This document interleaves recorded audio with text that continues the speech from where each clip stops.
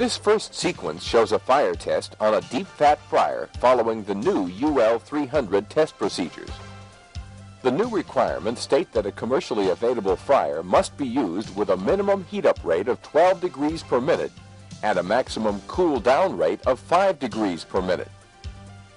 Also, the auto-ignition temperature of the cooking oil must be at least 685 degrees Fahrenheit. The oil is heated until it auto-ignites. Then, it is allowed to burn for 2 minutes with the fuel source left on at full intensity.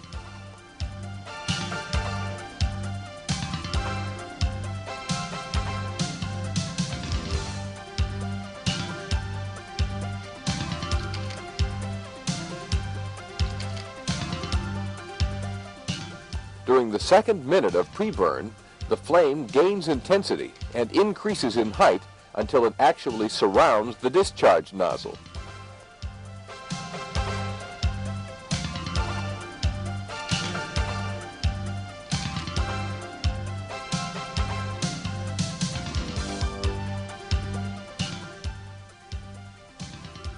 At the 2-minute mark, the system is actuated.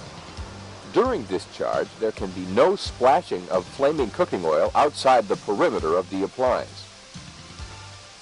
The fire is extinguished in a matter of seconds, and the agent builds up a foam blanket that secures the liquid surface to prevent reignition. The foam blanket must secure the fire for at least 20 minutes according to the new standard.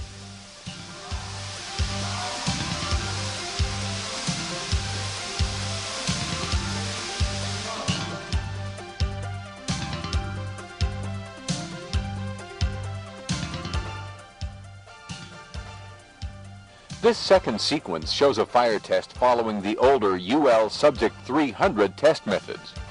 This less stringent test allows the use of mock-up appliances with no specified heat-up rates. And because the mock-up appliances are not insulated, they cool down very rapidly. Also, the required minimum auto-ignition temperature of the cooking oil is 650 degrees Fahrenheit versus 685 with the new standard.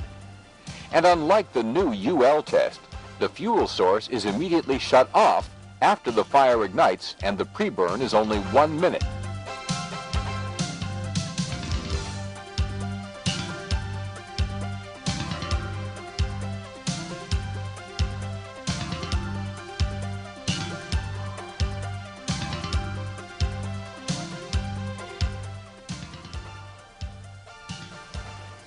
Following the pre-burn period, the system is actuated.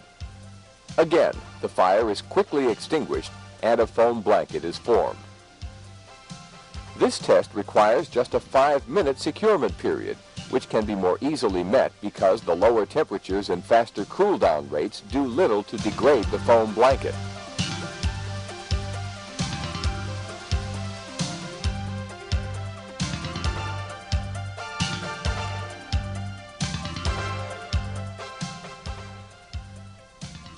This third sequence shows both fire tests simultaneously.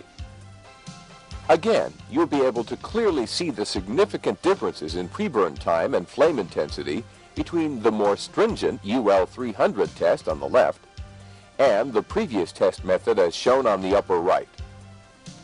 The added requirements to minimize the splashing of hot cooking oils also play a significant role in the longer extinguishment times and increased agent quantities used in today's UL300 systems. The new UL300 standard is clearly a more stringent test, which more closely simulates real-world conditions, not only as shown in these fire tests, but in the testing of woks, griddles, ranges, charbroilers, and various other appliances.